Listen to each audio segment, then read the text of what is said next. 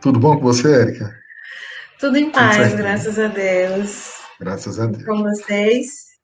Tudo bem, tudo caminhando direitinho. Feliz que vocês estão mantendo, né? A gente estava conversando um pouquinho antes, mantendo as atividades espirituais da casa, isso é muito importante. Isso, exatamente.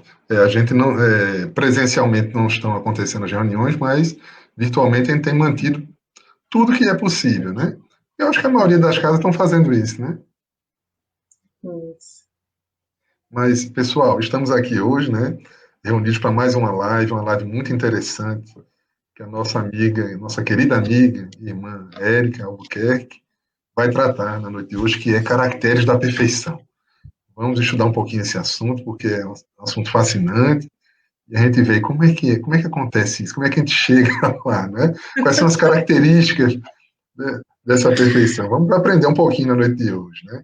Estamos aqui no Instagram e também estamos transmitindo para o Facebook. Então, para a gente iniciar, antes de iniciar, eu gostaria de dizer que nós, além de estarmos no Instagram e no Facebook, a transmissão é só nesses dois hoje. Mas a gente também tem um canal no YouTube. Quem tiver interesse depois, dá uma passadinha lá, se inscreve, porque pode acessar os vídeos antigos que a gente está colocando lá, né? Tanto as lives, outros comentários, alguns vídeos que a gente criou de poemas de Maria Dolores.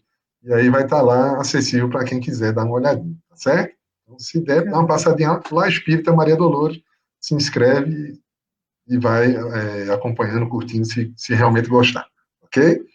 Então vamos iniciar nosso trabalho de hoje fazendo a nossa prece, né? E aí já passo imediatamente a palavra para a nossa irmã Érica. Senhor Jesus, querido amigo, te agradecemos pela oportunidade de aqui nos encontrarmos reunidos para realizar mais um trabalho de divulgação dos ensinamentos espíritas. Que possamos, Senhor, estar com os corações e as mentes abertos para que possamos assimilar esse ensinamento e que aos pouquinhos possamos colocar em prática em nossas vidas. O que não é uma tarefa fácil, mas é uma tarefa possível. Então nos ajuda, Senhor. Nos ajuda, pois ainda temos muitas fragilidades, mas já temos também o desejo sincero de mudar e de acertar. Ajuda-nos todos, Senhor, especialmente aqueles que estão passando por mais necessidade nesse tempo de pandemia. Muito obrigado por tudo, que tua paz nos envolva, hoje e sempre. Assim seja. Que assim Bem, seja. então, meus queridos, vamos acompanhar agora nossa querida irmã Érica comentando o tema Caracteres da Perfeição. Fique à vontade. Um tema ousado, né, para a gente falar. Que ousadia é essa, né? Mas como a receita não é minha, né? É do nosso mestre Jesus. Por isso, a ideia de trazer, porque, como a Alain bem colocou na prece, temos um desejo sincero de mudar, né, de melhorar, de avançar. E nos percebemos tantas vezes com uma sensação de parece que eu não estou melhorando, parece que eu não estou caminhando, tanto que eu me esforço, tanto que eu faço, e a vida me traz tantas dificuldades. Eu tenho a sensação de estar andando em círculos e de que o que eu faço, por mais que eu faça prece, eu vou à casa espírita, eu dou uma cesta de alimentos, e ainda assim eu percebo a minha vida embaçada, digamos assim, a minha alma aflita e angustiada. Como que eu posso alcançar o que o mestre nos falou, que é sede perfeitos? Que é muito forte para a gente, mexe muito com a gente. No primeiro momento, quando eu vou refletir sobre essa frase, eu disse, meu Deus, é pegar tudo que eu não estou fazendo e acrescentar, né? Mas aí seria radical demais. O que a gente pode fazer de tão diferente? A gente conhece a receita. Conversando um pouquinho no off com o Alan, ele até comentando sobre a situação de questões de obsessões, eles tão fácil de entender, né, que a gente tem que acolher o nosso obsessor. Mas você estava na pleiade de espíritos, trabalhando ali na publicação do livro dos espíritos, né, para dizer que é tão fácil de entender, praticar outra história. Isso ainda bem. A compreensão, o espiritismo que vem resgatar essa mensagem do cristianismo primitivo que sabemos que ao longo dos milênios foi se perdendo muito da sua mensagem original. A gente tem tido uma tônica muitas vezes julgadora, mesmo nós que nos dizemos espíritas, Sabemos que o Espiritismo não é uma doutrina exclusivista, que não diz a ninguém que precisa ser espírita para ser perfeito, que precisa ser espírita para ser salvo. Não é isso. Inclusive, desde criança, quando eu abracei o Espiritismo, na verdade, me senti abraçada e acolhida, o que me fez permanecer quando, aos 11 anos, discutia com os meus amigos, ainda num tom arrogante de que a minha religião estava certa e a deles não, né? Muito imatura, mas era a liberdade. O deboche da minha criança era: eu posso ir na sua igreja e está tudo bem. Você não pode ir na minha e você não vai ser aceito na sua. Então, tirando a imaturidade da menina dos 11 anos falando besteira, mas como disse Alan, procurando ser melhor, né? Falando o que eu entendia, essa liberdade. Por quê? Se Deus é onipresente, Deus é onipotente, Ele está em tudo e está em todos. Então, Jesus não disse, onde os espíritas estiverem, ali eu estarei. Onde 2 ou mais pessoas estiverem reunidas em meu nome, ali eu estarei presente. E ainda também, nossa conversa foi produtiva, viu, Alan? Comentando com o Alan, que eu faço o evangelho em casa sozinha, né? É uma coisa. E durante um período, eu estava fazendo com alguns amigos online na pandemia, como teve outra força. Eu estive doente, né? E aí, na sexta-feira, eu tive essa ideia, convidei algumas pessoas. Eu passava a semana doente, amanhecia a sexta-feira bem. Eu disse, minha gente, olha as influências que temos aqui. E como a Alan disse no off, tão fácil acolher o obsessor, né? Tão simples, né? Tem a doença física, mas se eu passava a semana doente, na sexta-feira, dia do evangelho, eu amanhecia bem, isso me dá um sinal que eu preciso analisar. E eu penso que esse é um dos primeiros passos que a gente precisa ter para encontrar essa bendita perfeição, né? A gente reconhecer em si quando está em queda, sem grandes choques, com a naturalidade que a doutrina espírita nos traz, com aquela serenidade de Jesus, de que sabe, como Kardec nos diz, que somos hoje melhores do que ontem e amanhã melhores do que hoje. O que é o tempo quando a gente compreende o Espiritismo, né? Quando a gente compreende cada vez melhor a mensagem do Cristo, porque a gente ainda não a tem em profundidade. Só poderá ver a Deus aquele que tem puro coração. Então a gente ainda não está vendo Deus, né? A gente está vendo conforme os nossos limites do nosso coração. Quando a gente entra num processo de depressão, por exemplo, e a gente está no mês do Setembro Amarelo, e é sempre importante a gente trazer, para além dos setembros da vida, a gente começa a ver tudo cinza, a gente começa a ver tudo embaçado, e de alguma maneira a gente vai se isolando da vida social, vai se isolando das pessoas, vamos nos isolando de Deus. Vamos nos isolando da mensagem do Evangelho, ou seja, vamos nos afastando, vamos nos distanciando. Quando, na verdade, aí é que a gente deveria buscar se aproximar mais, mas o nosso otimismo também fica comprometido. Eu começo a ver pela tela da depressão, que é uma tela obscura, uma tela cinza, no mínimo cinza, e acho que nada tem jeito. Né? Eu perco o colorido das coisas, a vida para mim perde o sabor, compromete a minha alimentação muitas vezes. E aí nos afastamos da mensagem de Jesus, quando a gente deveria justamente nesse momento nos aproximar. Quanto mais nos afastamos de Jesus, ou seja, nos afastamos da luz. Se eu me afasto da luz, eu estou longe da luz, eu me encontro num lugar mais obscuro, mais escurecido. E aí eu começo a vibrar diferente e criar um condomínio espiritual que não vai contribuir com os caracteres do ser perfeitos, né? Não vai contribuir naquele momento de emergência, naquele momento imediato. Mas aquela dor, aquela lição vai me fortalecer e me trazer uma experiência que lá na frente vai me ajudar. Porque Deus é perfeito, nos dá o livre-arbítrio, a gente pode escolher caminhar com irmãos mais ou tão enfermos quanto nós, do que caminhar com aqueles que podem nos conduzir para a luz, que podem iluminar o nosso percurso e dizer, Érica, né, Alan, Isabela, que eu vi que entrou, Dani Costa, boa noite a todos, aliás, e dizer, olha, eu já estive aí onde você está, porque todos esses espíritos de esfera mais elevada conhecem essa dor, conhecem esse percurso secular de a gente viver percorrendo, tentar chegar a algum lugar que a gente ainda não conhece. Então, como é importante a presença deles em nossas vidas, e eles só nos iluminam o caminho, porque eles já cometeram os mesmos equívocos que a gente, eles já foram imaturos, eles já foram infantis, como muitas vezes nos percebemos ainda.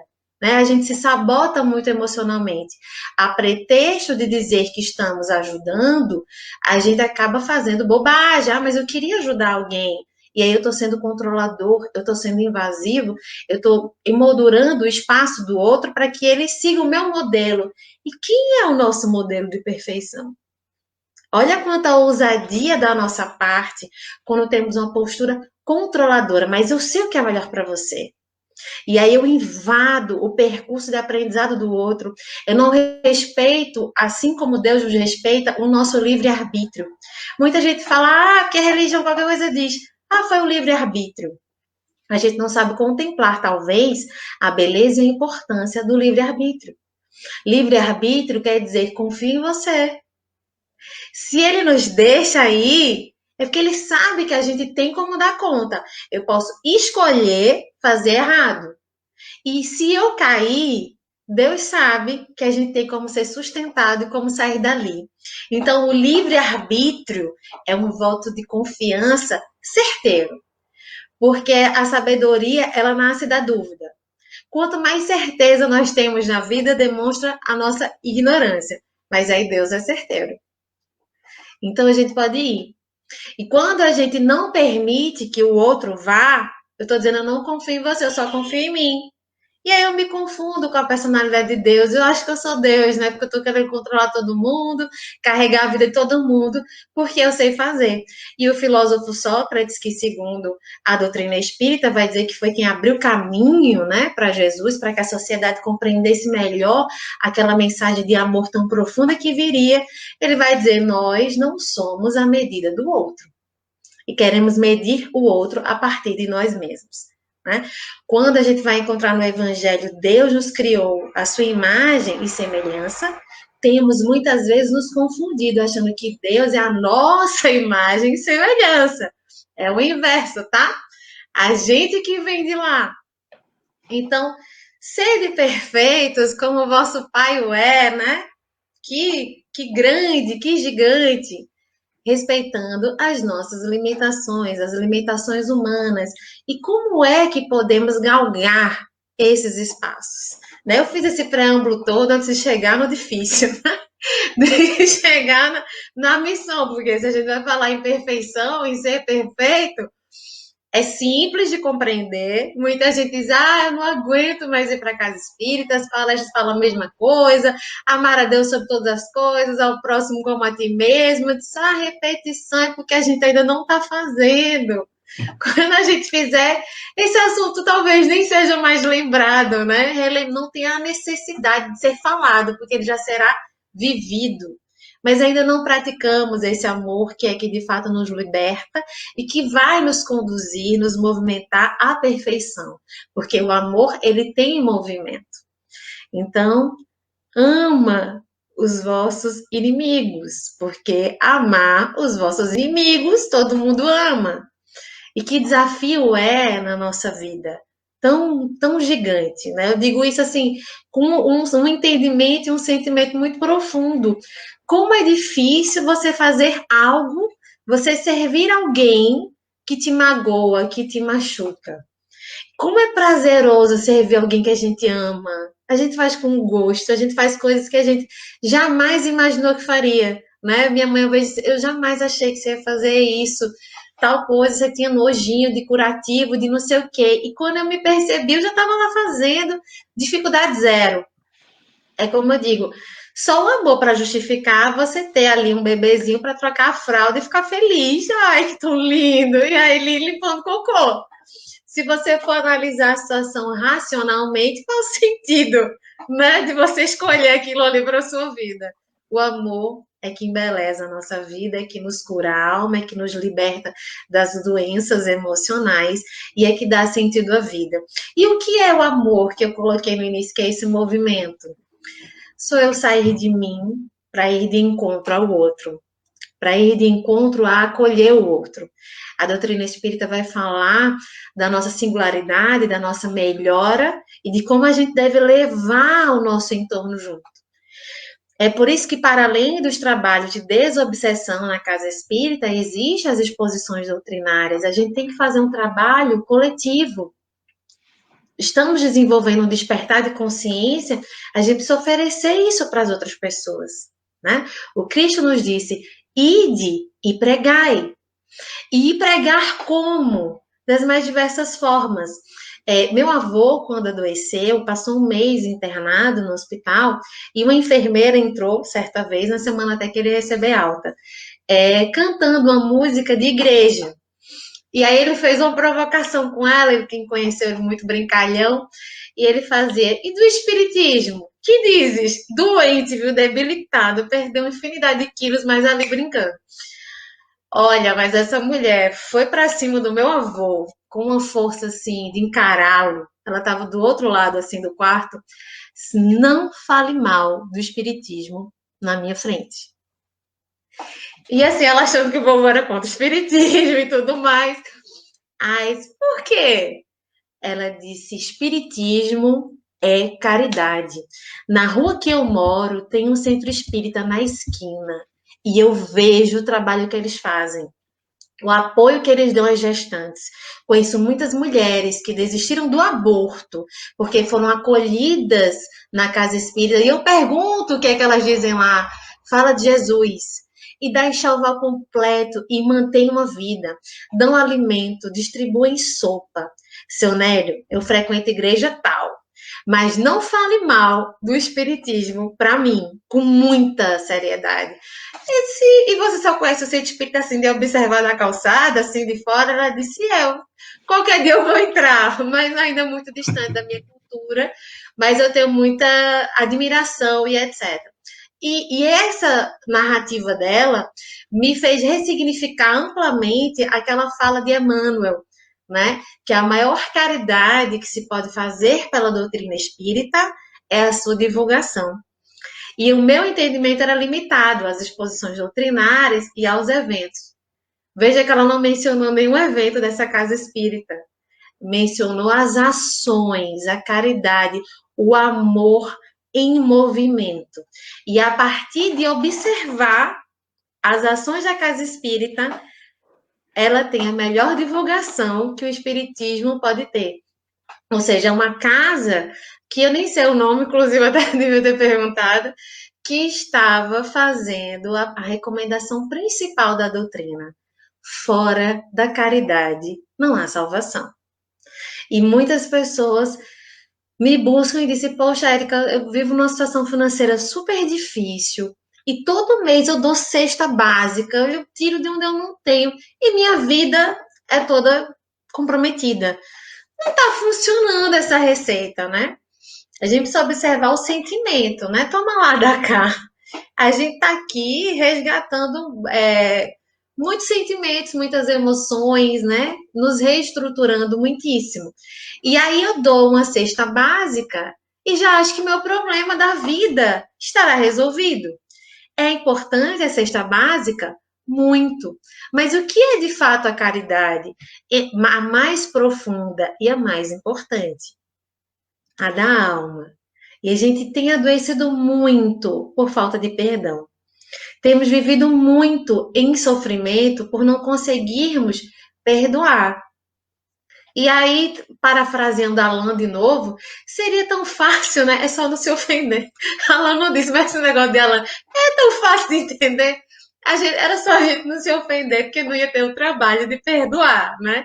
Então, se eu já estou numa situação de precisar perdoar, é porque eu me magoei, é porque eu me ofendi, é porque eu me conectei, tanto com a vibração como com a mensagem daquele que ou veio de fato me ofender, ou às vezes nem teve a intenção e ainda assim eu me magoei.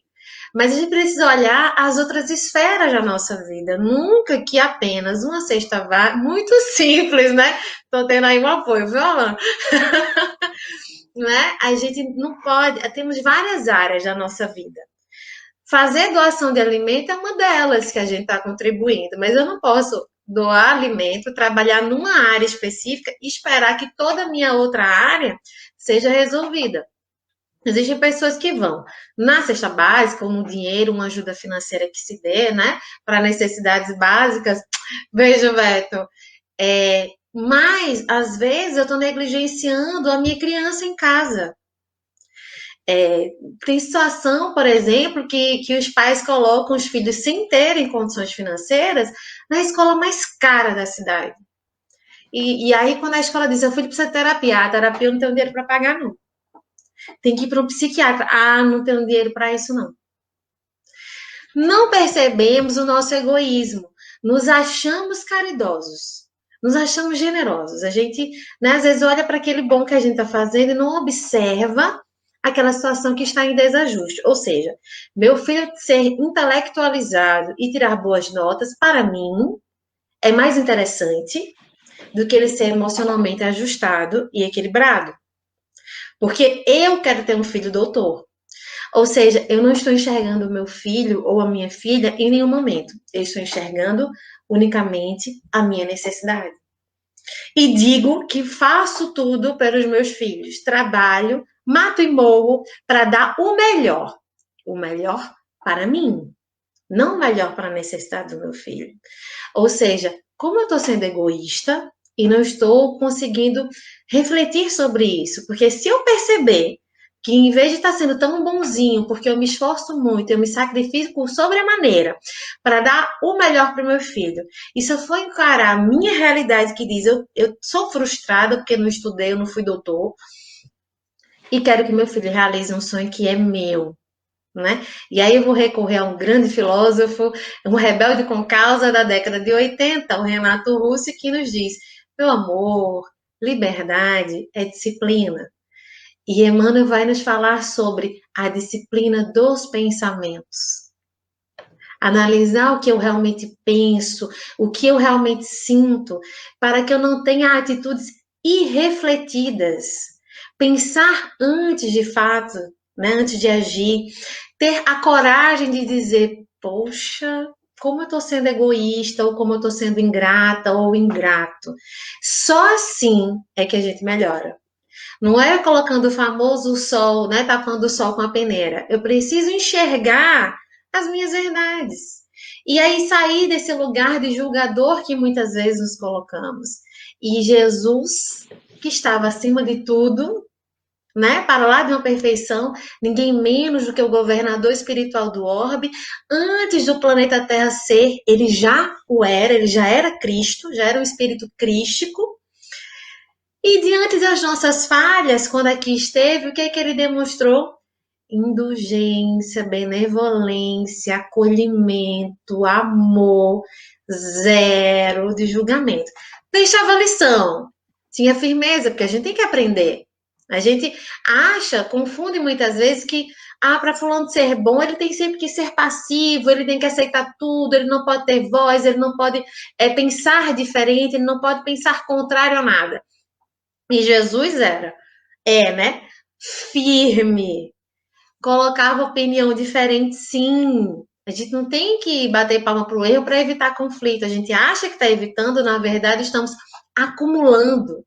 E aí a gente acaba estourando por coisas menores, porque acumulei, aí não falei, não concordei com isso e não falei para ser bom, para ser cristão. Não é isso que o Cristo pede da gente. Pede posicionamento, sim, pede reflexão, mas que o façamos de maneira respeitosa, de maneira caridosa, como ele nos exemplificou. E a gente tem confundido muito, por exemplo, justiça com vingança. Quando a gente deseja, mas a justiça será feita, muitas vezes eu estou desejando que o outro se prejudique. Mas Deus é justo, fulano vai ver, ele vai pagar. É uma linha tênue, justiça com vingança. Então, se eu desejo que justiça seja feita, quando a justiça é feita, aquela pessoa que me prejudicou, ela vai aprender com o seu erro, vai melhorar e vai ser um espírito pleno. Desejar a justiça de verdade é isso. Não é desejar simplesmente o sofrimento do outro. Mas, Érica, eu não estou nesse nível, não. Eu também não. Mas a gente precisa reconhecer. Eu só vou melhorar se eu perceber, tive esse pensamento aqui, tive esse sentimento, vamos olhar para isso. Respeitar também o nosso limite. Agora, nesse exato momento, não estou em condições de ressignificar meu sentimento. Preciso de um tempinho. Respira, né? Coloca uma musiquinha, faz algo, mas sabendo que temos uma pendência aqui a ser trabalhada. Enfrentamento. Jesus não fugia da verdade e não nos mostra o caminho de fuga, ele nos mostra o caminho do enfrentamento. E é tão bom enfrentar. Num primeiro momento dói, como esse exemplo da mãe que eu trouxe, de não perceber que estava esmagando a personalidade e as emoções do seu filho. Isso é um caso real, tá? Esmagando essas emoções, anulando quem ele é, não dando importância para ele, mas para os objetivos que ela desejava.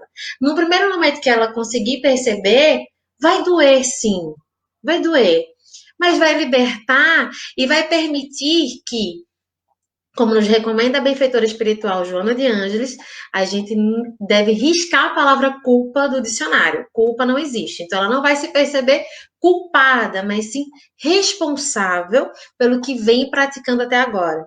Quando eu assumo um senso de responsabilidade, eu observo a situação presente com vistas ao futuro. Errei com meu filho, o que é que eu posso fazer? Posso colocar na escola média para poder pagar a terapia, acolher, escutar mais o meu filho, o que é que está acontecendo, que problema é esse, e encontrar soluções. Porque a nossa mente ainda limitada e muitas vezes adoecida, a gente enxerga problema nos problemas. Quando a gente está um pouquinho melhor e quando a gente está mais conectado com a espiritualidade maior, quando eu vejo um problema, a gente já enxerga a solução. Outro nível.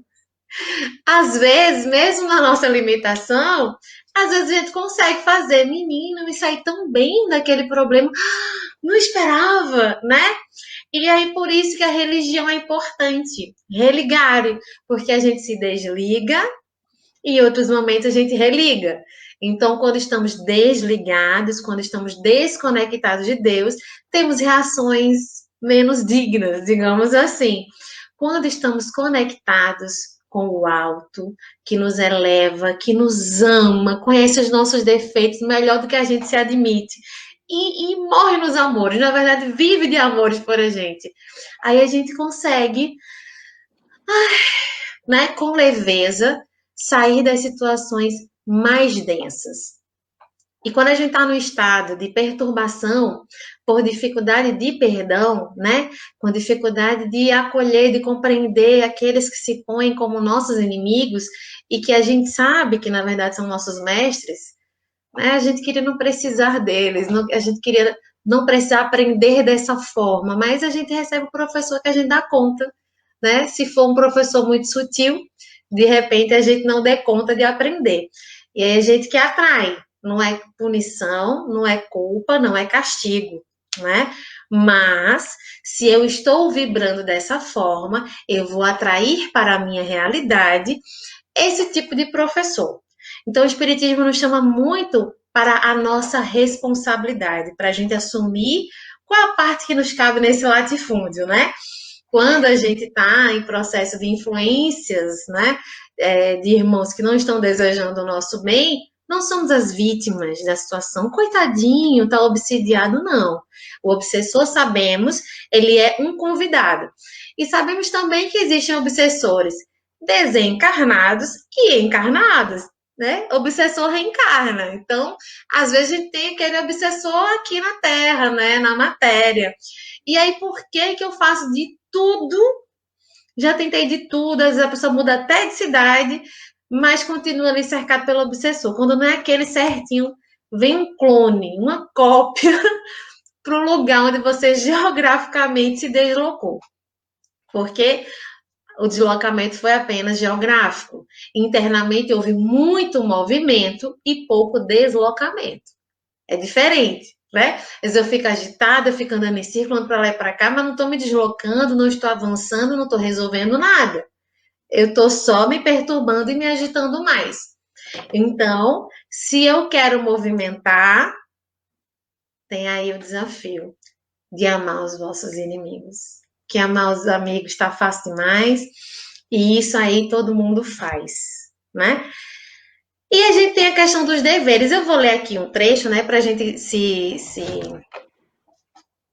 ambientar melhor, a gente está estudando aqui o Livro dos Espíritos, o Evangelho segundo o Espiritismo, capítulo 17, Sede Perfeitos, e o primeiro tópico é caracteres da perfeição. Então, que fique bem claro, não sei o que eu estou trazendo, estou só reproduzindo de quem sabe, de quem tem moral para falar, né? Amai os vossos inimigos. Fazei o bem àqueles que vos odeiam. Eu sei que está doendo aí na alma, recebam minha consideração e solidariedade. E orai por aqueles que vos perseguem e vos caluniam. E a vida é muito interessante, porque de ontem para hoje eu fui meio que envolvida numa situação de perseguição e calúnia. E eu não tenho nada a ver com as duas partes. Quando eu percebi, eu conhecia todo mundo, e aí então, os dois lados me incluíram. Eu disse, meu Deus, o que é isso? Como é que eu cheguei aqui? E foi muito sério, foi muito grave. E quando eu comecei a entender, alguns meses atrás, que eu conheci as duas partes, me deu uma angústia, eu comecei a impressa, Senhor, porque eu estou angustiada, não tenho nada a ver. Eu só descobri que eu conheço que um era de outro e que eu estava ali envolvida, mas por que eu estou tão angustiada? Isso uns 3, 4 meses, assim, de angústia, de modo até de eu levar para terapia e tal. E aí hoje eu entendi, eu disse, muito obrigada, eu pude intermediar, acerenando um pouco. Fiquei muito feliz, porque não é sempre que a gente consegue, né? Assim, agora eu entendi. Vivi angústia quando era para viver, e assim, aí acolhi a pessoa que foi caluniada, gravemente caluniada, ofendida e perseguida, e a coisa do vai ver, vai ter volta, e eu disse, meu Deus, o tema que eu vou trabalhar, eu estou vivendo aqui, que interessante, né? E a pessoa que caluniou é amiga querida também, mas foi muito bom que tive a oportunidade de conversar com minha amiga. Eu não sabia que tinha acontecido. Eu disse: olha, a coisa de ser controlador. Você me diz que quer ajudar, mas pela minha experiência, eu não tenho o direito de me meter na sua vida. Mas acho que se for por esse caminho, vai dar mal e tal. Ô, amiga, eu lhe ometi um dado, eu já fiz. Devia ter conversado com você antes. E já deu esse resultado aí que você estava imaginando. Eu sei, a pessoa ligou só para mim, eu não pude atender, deve ser para desabafar isso. E era. Então, assim, eu vendo essa situação da minha amiga orar por alguém que caluniou gravemente, a ponto de quase colocar o casamento da pessoa em risco, né? Grave, foi muito grave. Vai orar, como que vai ser? Que desafio, né? Então, vamos colocar aqui primeiro os deveres que nos são sugeridos, para a gente compreender a recompensa, né? Porque não é só pedir. A gente vai ter a volta, né? Se a gente conseguir superar os desafios. Então, vamos lá, tendo uma calminha aí. Aí, por quê? Vem a justificativa, o porquê de resposta. Porque se não há mais, senão aqueles que vos amam, que recompensa com isso tereis, né? Os publicanos não fazem também? E se vós não saudardes, senão vossos irmãos, que fazeis nisso mais que os outros? E aí, a gente tem a recomendação de amar no limite das nossas forças. Amar e fazer o bem, assim, sabe? Dar mais um passo. Quando a gente achar que já deu, caminhe mais um passo. Tem um filme belíssimo chamado Desafiando os Gigantes, e uma empresa fez um recorte de uma parte muito importante, o filme todo vale a pena ser visto, que um treinador, né, de uma equipe de futebol americano, eu costumo dizer, aquele clássico, né, de escola americana, o time desacreditado, não tem mais jeito, até que chega um treinador que dá uma revolucionada lá, que nada mais é do que o motivacional, né, levantar o moral das pessoas. E aí eles já iam treinar sem nenhuma empolgação, porque eles já eram muito humilhados e muito constrangidos durante as partidas, né? Ninguém botava fé neles, nem eles mesmos mais. E aí o treinador convida lá o líder, né, da turma que não estava liderando nada e diz: eu preciso que você caminhe aqui 10 jardas. Aí 10 jardas, tudo bem, deve ser mais ou menos 1 metro cada, tá? Se é a linguagem deles lá. Aí tudo bem, mas tem um detalhe: de olhos vendados. De olhos vendados. E não é a pé, é você meio que rastejando lá, fazendo um tipo de flexão. Eita, treinador, e tem mais um detalhezinho, você vai carregar o fulaninho ali nas costas, como é? Só 10. Ele disse, mas que desafio, você precisa, você é o líder, você tem que dar o exemplo, eu preciso de você, a gente é uma equipe, temos que nos motivar, a gente tem que mostrar que consegue. E ele, tudo bem, aí colocou o rapaz lá, o outro atleta, e aí ele começou, né? um sol, e ele cansado, o treinador, tá doendo, tá perto, ele esqueça, dê mais um passo. Eu não aguento mais os braços tremendo, suor, aquele peso enorme. Mais um passo, já tá chegando, eu não tô aguentando, tá doendo. Eles, eu sei que está doendo, negocie com o seu corpo e dê mais um passo. E aí ele, mais um passo, mais um passo. Treinador, por favor, tá perto. Vamos, fulano, mais um passo, caminhe comigo, venha. E ele foi. Ai, meu Deus, eu não aguento mais. Arriou os braços lá no chão. E esse treinador, eu consegui. E ele tira a venda dos olhos do atleta. Ele havia caminhado o campo inteiro, todo. E é bem maior do que o campo de futebol brasileiro. Você viu que você consegue ainda carregando um rapaz de 65 quilos e treinador tem 70, alguma coisa assim. Carregando uma pessoa pesada no sol, um peso. Não era caminhando, carregando canguru, era deitado. Um super desafio, doendo o corpo, ele negocia com seu corpo. Então, essa cena me remete muito ao nosso mentor espiritual, tentando tirar a gente da famosa zona de conforto para a gente alcançar a bendita perfeição. Olha, é suado, requer esforço, mas precisamos compreender que a gente já tem musculatura espiritual para isso. O nosso mentor já sabe, Deus já sabe, a gente é que não acredita. Dr. Haroldo Dutra Dias traz uma reflexão que eu acho magistral. Ele diz, enquanto todo mundo via Saulo, o Cristo já via Paulo. Forte isso, né? E aí eu fiz a reflexão também, disse, enquanto a gente via Públio Lentulus, né?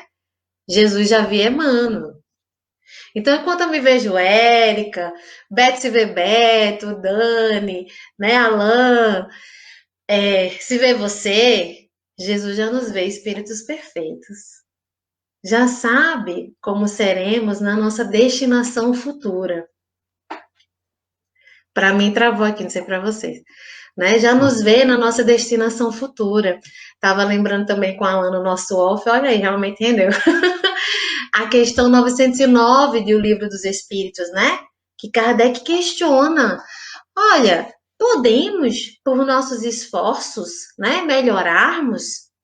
Acho que ele pergunta se ser perfeito, não lembro agora se é perfeito.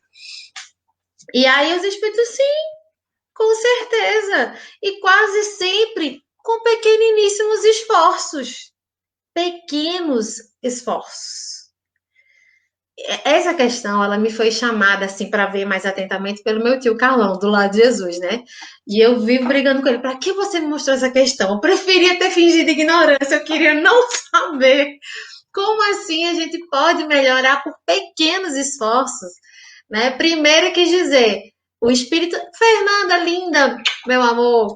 Primeiro quis dizer que o espírito que respondeu isso só pode nunca ter encarnado no planeta Terra para dizer que viver, né, tipo, quase fácil se a gente fizer pequenos esforços.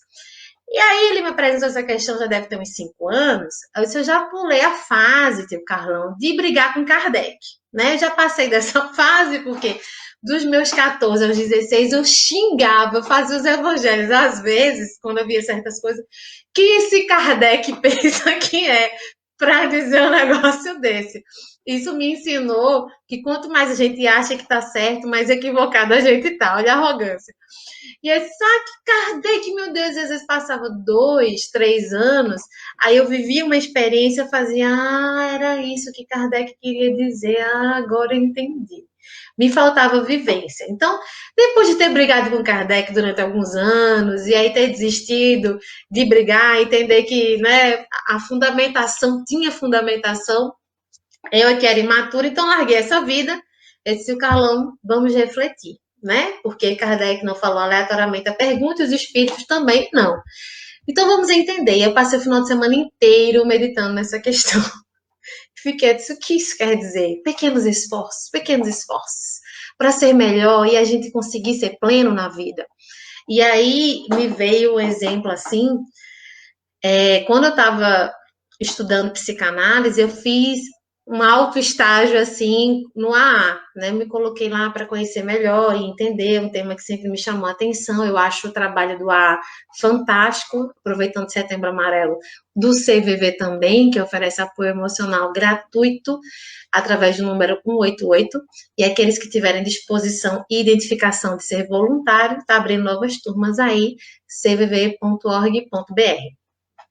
Voltando aqui, e depois a gente vai de novo no CVV, que tem conexão, e aí eu vi depoimentos muito fortes, né, de pessoas, por exemplo, que faziam 13 anos, que não bebiam mais, não faziam qualquer tipo de ingestão de álcool, e diziam, estou muito agoniado, esses últimos dias têm sido muito difíceis para mim, com muita vontade de beber.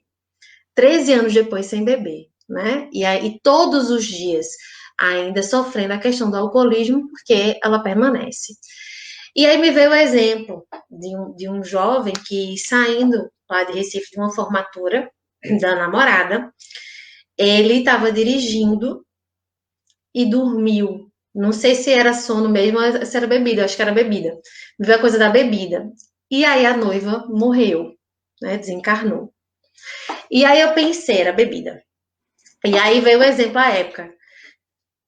Para quem gosta de beber, né? Não beber, às vezes, é um esforço muito grande. Mas se aquele rapaz soubesse que naquele dia ele seria corresponsável, um grande responsável pelo desencarne da sua noiva, deixar de beber seria ou não seria um pequeno esforço, né? Então, quantas coisas, às vezes, quando a gente tá com raiva e um ato colérico, uma agressão ou um empurrão que você dá em alguém, que a gente não deve fazer isso nunca, em hipótese alguma, mas existem situações que agravam mais, né? Eu li essa semana, ontem e hoje, um rapaz que empurrou um senhor, chateado, bravo, irritado, e aí ele bateu a cabeça e desencarnou. O empurrão não era com essa intenção, não era com essa proporção. Então, na hora da ira, não empurrar parece um grande esforço, mas quando você entende que você fazendo isso, o que você vai causar, mesmo que não tivesse levado ao desencarne, né? Mas o problema, os desdobramentos, é ou não é um pequeno esforço. Então, quando Cristo nos pede para perdoar os nossos inimigos, para sermos benevolentes, para exercermos de amor, para exercermos de caridade com aqueles que nos perseguem, porque tem gente que persegue mesmo, é uma obsessão encarnada. Né? Quanto mais você demonstra que não gosta da pessoa, mais a pessoa gruda no seu pé. Porque a gente não faz exatamente o que a Lama falou lá no off. Não é fugir, é acolher, né? Tão fácil de entender. A gente precisa entender o que estão querendo da gente, o que estão cobrando. Como espíritas, sabemos que temos alguns resgates de existências outras, né? Somos herdeiros de nós mesmos, não somos vítimas de ninguém. O outro só faz com a gente aquilo que a gente permite, aquilo que a gente deixa, né? Aquela coisa do use, mas não me abuse. As pessoas abusam de mim até enquanto eu deixo. Até enquanto eu não. Ah, porque eu não consigo dizer não. E sempre que eu digo um sim para o outro, eu estou dizendo não para mim. Então, na verdade, a gente sempre diz não. A questão é para quem. E se o outro sempre for minha prioridade, eu sempre dizer sim para o outro, para que o outro não se chateie comigo, eu não estou me amando. E eu só vou conseguir perdoar os meus inimigos se eu perdoar a mim mesmo. E a maioria de nós estamos em crise existencial, estamos em conflito com o nosso eu do passado, a gente nem perdoou ainda, a gente nem atualizou, não está vivendo no momento presente, a gente vive muito no passado. Eu nunca vou conseguir acolher o meu inimigo. Acolher não é trazer para casa e ficar morando junto e dar a ele a oportunidade de nos prejudicar novamente, não, né? É entender, perdoar e desejar que ele encontre seu caminho, que ele fique bem, e que lá na frente, quando todo mundo estiver bem, aí sim, né? Lá na frente nessa outra existência, enfim. Mas se eu não consigo acolher a mim, se eu olho para mim, por exemplo, eu estou sofrendo porque eu me separei, descobri que o marido era crudelíssimo e etc. E aí eu fico com raiva porque eu fui burra, que eu não devia ter casado com ele, etc. Então eu não perdoo a minha eu daquela época lá de trás. Estou intrigada de mim mesma, ó a confusão aqui dentro. Então isso gera em mim um tumulto tão grande nas minhas emoções que me faz ter relações conflituosas com as outras pessoas. que eu não estou bem comigo mesmo. Por isso que o primeiro mandamento é amar ao próximo como a ti mesmo. Eu nunca vou conseguir exercer a caridade do perdão se eu não perdoar a mim. As escolhas erradas, que eu digo erradas, que eu fiz no passado. E eu não posso cobrar de mim o que eu só sei hoje. Naquela época eu não sabia que esse marido ia me dar um trabalho. Ah, mas meu pai veio que avisou. Mas eu não sabia. Meu pai sabia, mas eu não sabia. Ah, mas eu fui teimosa, ok. Ó, Joana, tira a palavra culpa, assume a responsabilidade. Eu casei com essa pessoa, foi minha escolha. Pelo que eu vejo, não foi uma boa escolha, mas agora o que eu posso fazer? Sair do passado, viver no presente, que é a única coisa que a gente tem, para que eu possa ter um futuro melhor. Porque o amanhã é plantado no agora. O que eu faço agora é que vai me garantir o meu amanhã. Então, eu não preciso de ansiedade. Eu não preciso me desesperar como vai ser o meu futuro. Porque eu tenho como ter uma noção do meu futuro pelo que eu estou plantando agora. E o que eu estou cultivando agora no meu coração? Eu tenho me conectado com o Evangelho, eu tenho buscado perdoar, eu tenho reconhecido em mim quando alguém fala, ih, Érica, isso aí não foi legal. Como é que eu acolho?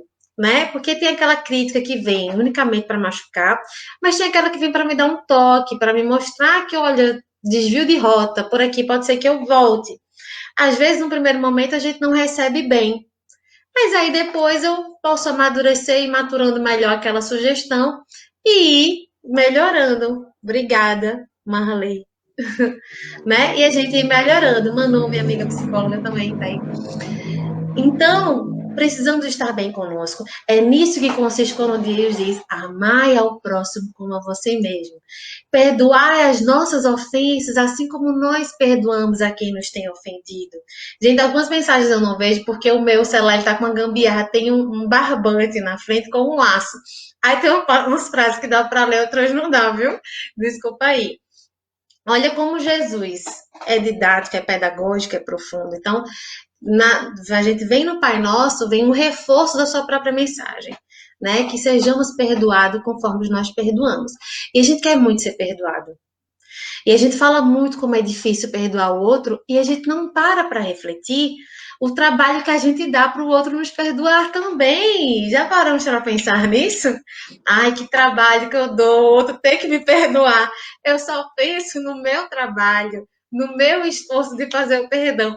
E quantas vezes eu dei trabalho e ainda damos e daremos ainda para que o outro nos perdoe. Então é um esforço mútuo. O Cristo vem falar para o coletivo, para que eu cresça individualmente, só é possível se formos juntos. Precisamos exercer de mais caridade com aqueles a quem acreditamos estar um pouquinho abaixo de nós no sentido moral. Não na arrogância, mas no sentido de que eu já consigo relevar algumas coisas que o outro não. Como que eu consigo me distanciar mais disso e não me ofender para não precisar ter o trabalho de perdoar? Porque as pesquisas mostram que a gente querendo muito, desejando muito perdoar, despertando a consciência para essa necessidade, a gente leva em média, pasmem, de 3 a 4 anos. Então é muito trabalho, realmente. E assim, cada ofensa, né? Porque houve uma época que eu desenvolvi uns perdões, assim, menina, arrasei, consegui. Aí eu achei que já estava no automático, toda vez que eu magoasse, depois que eu perdoei esse, nada me incomoda, que nada, é o mesmo trabalho. Então, se a gente puder prevenir, é bem melhor, né? A gente se cansa menos, adoece menos. Eu digo que eu perdoo por puro egoísmo, porque senão a pessoa fica muito doente. É melhor ficar saudável. Então a gente ainda dá muito trabalho aos outros também. A gente ainda tem um perfil muito narcisista, muito egoísta. A gente só olha a nossa dor, a nossa dificuldade, o nosso desafio, a nossa superação. Mas temos os nossos irmãos também que têm agido de misericórdia conosco. Às vezes a gente magoou alguém e a gente nem sabe que magoou. Né? Às vezes a pessoa foi dormir mal por uma conversa que teve com a gente. E o Cristo nos diz: vós sois deuses. Podeis fazer tudo que eu faço e muito mais. Brilhe a vossa luz. Então a gente precisa buscar esse religar constantemente para conseguir agir conforme a prática que o Cristo nos legou. E assim como no filme Desafiando os Gigantes, A gente entender que se a gente der mais um passo, por mais cansado que a gente esteja, e até tem a sensação de que não andou muito, a gente acha que só andou as 10 jardas, e a gente está para mais além, que a gente continue dando mais um passo, porque a gente tem que usar da esperança que nos coloca, né, em atividade. Precisamos ser pacíficos, que é diferente de ser passivo. O pacificador, ele está em movimento, porque amor é movimento, para levar a paz, para ser instrumento de paz ali onde é possível. E que quando em queda, porque a gente cai muitas vezes, somos humanos, que a gente já tem a maturidade de olhar com a experiência de quem já caiu muito, e diz, daqui a pouco a gente levanta. Caí, e agora? Chora se for necessário. E diz, sim, mas agora a gente vai para onde? Como é que a gente vai fazer? A gente já conhece esse caminho, vamos levantar, sermos o nosso próprio motivador, sermos o nosso coach, o nosso treinador. E eu vi o nosso mentor espiritual, que às vezes vai ser um pouquinho duro, quem leu ou assistiu o filme, né, do Chico Xavier, mano, ali, vinha, né, firme, mas era um apoio consistente. E o nosso mentor é também, né? De todo mundo. A gente tem um mentor que a gente merece. Quem é essa criatura? Quem é o mentor? Minha gente, que se mãe perde a paciência, né? Ama. E a gente tem um mentor que não perde a paciência com a gente. A gente erra os mesmos erros, repete para minha filha, mas de novo, a gente já tinha conversado sobre isso. Pensei que aquela última experiência já tinha aprendido, a gente erra. Volta despedaçadinho emocionalmente, e o mentor está à nossa disposição, sempre que precisarmos. Olha a beleza do amor divino, da paciência de Deus com a gente, né? Da misericórdia. Então, se a gente conseguir levar para o outro uma centelha da misericórdia que Deus investe na gente, somos deuses, né? Com um D bem minúsculo, mas bem poderoso, bem potente. Vou ler aqui um outro trechinho também, que diz o seguinte: uma vez que Deus possui a perfeição infinita em todas as coisas, esta máxima, sede perfeitos, como o vosso Pai Celeste é perfeito, tomada ao pé da letra, pressuporia a possibilidade de se atingir a perfeição absoluta. Sabemos que isso não é possível, né? Se fosse dada à criatura, que somos nós, né, ele o Criador, ser tão perfeito quanto o Criador, ela já se lhe tornaria igual. O que não faz sentido, é inadmissível, né? Mas o que é que Jesus quis dizer com essa nuance? Ele se limitou a lhes apresentar um modelo e lhes disse para se esforçarem por alcançá-lo. E nós, espíritas, sabemos que Jesus não foi criado simples e ignorante como nós. Então, um dia seremos espíritos cristos, daqui a alguns milêniozinhos e tal, mas seremos, né? Mas antes de chegar nesse nível, a gente já vai estar muito bem. Espíritos angélicos, espíritos puros, temos todas uma camada para a gente caminhar, né? Estamos aí num planeta de regeneração, a gente está sentindo a turbulência, a gente vê que ansiedade e depressão tem nos tomado, está tudo muito mexido, muito difícil. Mas enfrentar e suportar tudo isso vale a pena por quê? Né? Vamos chegar lá. É preciso, pois, entender essas palavras, a perfeição relativa, àquela qual a humanidade é suscetível e que mais a aproxima da divindade. Em que consiste essa perfeição? Jesus o disse: amar seus inimigos, fazer o bem àqueles que o odeiam, que os perseguem, que os caluniam. Ele mostra, assim, que a essência da perfeição é a caridade em sua mais larga acepção, porque ela implica a prática de todas as outras virtudes. Quando eu vou amar o meu inimigo, né, quando eu não desejo mal, eu já estou começando a dar um passinho de amar. Eu ainda não amo, mas já consigo não desejar mal, né? Como um memezinho que eu vi, a menina falando pro chocolate 80%. Ela disse, não é que eu não gosto de você, não é isso. Mas gostar também, né? Não é o caso. Então, só eu conseguir já não odiar é um passo. E a gente precisa valorizar os nossos pequenos passos, aplaudir no bom sentido, reconhecer as nossas melhoras. Porque às vezes a gente só olha, eu não consegui tal coisa. Mas e o que eu consegui? Vamos valorizar, porque somos hoje melhores do que ontem. E é uma das questões do Livro dos Espíritos, eu não lembro o número, que pergunta se a gente pode ficar feliz quando a gente acerta, sentir que foi por um caminho bom, né? Como um cidadão de bem. Sim, reconhecer suas qualidades. E os nossos mentores, eu não sei se já aconteceu com vocês, às vezes do nada, vem na sua mente assim, ó, uma coisa boa que você fez 10 anos atrás, 5 anos atrás, é o nosso mentor, assim, para dar uma aliviadinha na pressão que a gente coloca na nossa mente, para mostrar as nossas qualidades. Precisamos identificar e reconhecer os valores já conquistados, até para que possamos utilizar esse nosso arsenal de uma melhor forma. Se eu não reconheço as minhas qualidades, como é que eu vou utilizar? Né? Se eu já sei que eu venci determinadas etapas, ou se venci de um grau mais satisfatório, eu tenho isso aqui, eu posso ajudar de tal maneira. Então, reconhecer, valorizar as nossas conquistas morais é muito importante. Agora, a gente não pode incorrer na questão do orgulho e da vaidade, que aí nos machuca. Tá pertinho de acabar, né? Tô vendo 3 aqui. minutinhos aqui no Insta, No que ele Insta, né? derruba, né? Mas continue, Eu pode sei. fazer, a gente continua no Face, viu?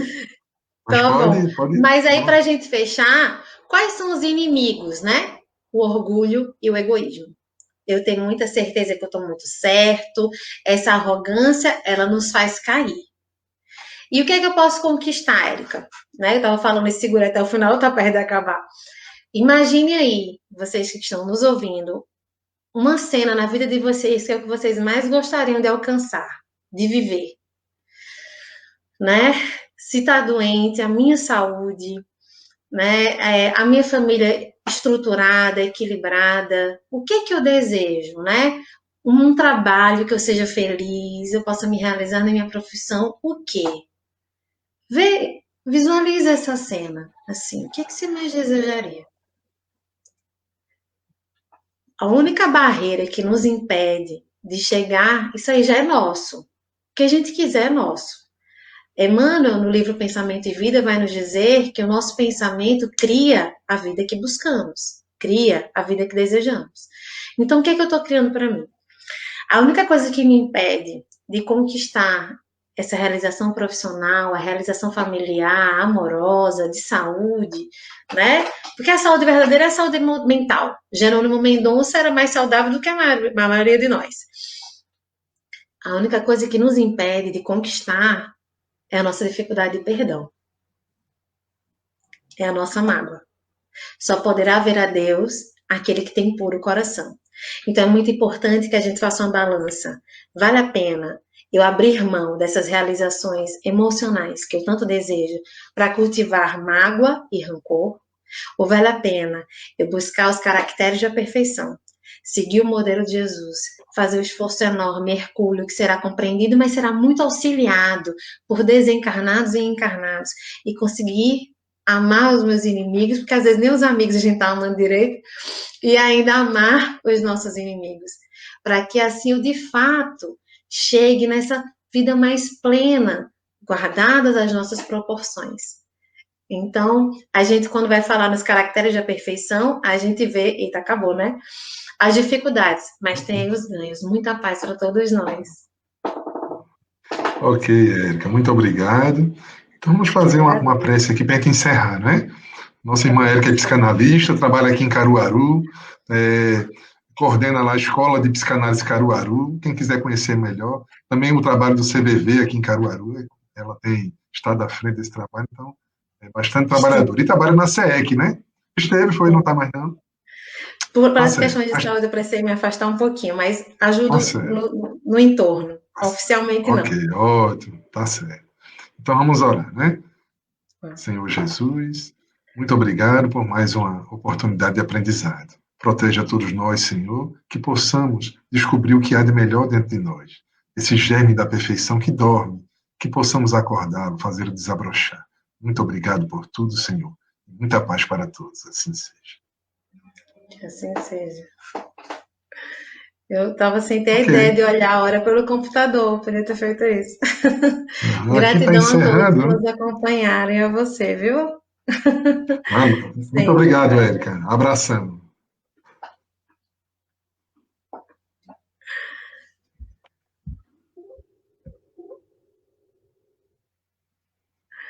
Pronto, no Insta já caiu, né? Nós estamos É, aqui. Deixa eu só botar aqui, Érica, para você ver. Tivemos algumas colocações aqui. certo. Alan Filho deu boa noite aí para todo mundo, né? Olá, querida. Nosso irmão Josenildo, boa noite a todos, excelente explanação. Obrigada. Tarciso, Érica, parabéns pela reflexão. Desafios Obrigada. sempre existirão. Ele conserta aqui depois, existirão. Davina Silva, boa noite, irmãos em Cristo, paz e luz a todos nós. Olga Calado, muita luz. Nosso irmão Sérgio diz, assim seja na prece, né? Nosso irmão Tarcísio também. Ok, Érica? Minha querida, olha, muito Ok, obrigado, viu, por sua participação. Foi um prazer estar aqui com gratidão. você. Então, desejamos uma ótima sexta-feira e um ótimo fim de semana para todos. Muita paz, Para viu? vocês Obrigado. também. Beijão para essa família linda do Lar Maria Dolores, viu? Parabéns pelo trabalho que vocês realizam, essa energia tão boa e tão acolhedora. Gratidão mesmo. Cheiro Obrigado. grande. Valeu, Tchau, Érica. tchau. Tchau.